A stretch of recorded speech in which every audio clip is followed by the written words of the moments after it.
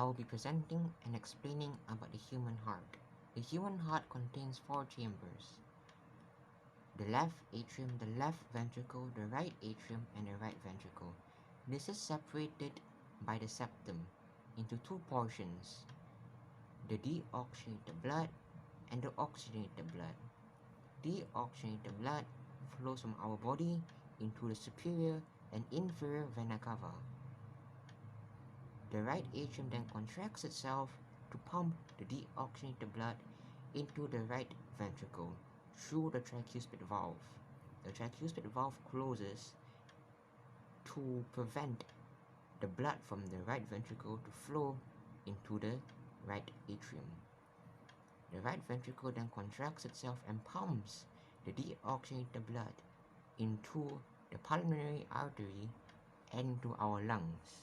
The lungs then undergo the gases exchange process to create oxygenated blood.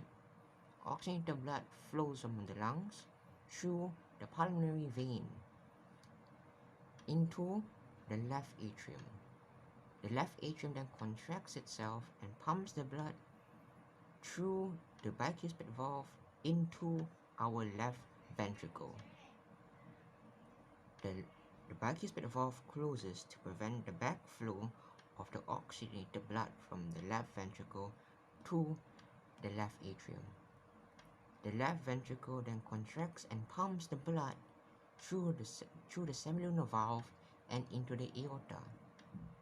The blood will then be flown into our entire body to supply energy. The thickest wall in the heart will be the wall next to the left ventricle. This is because it has to support the high pressure when the heart contracts to supply a large amount of blood through the semilunar valve and into the aorta.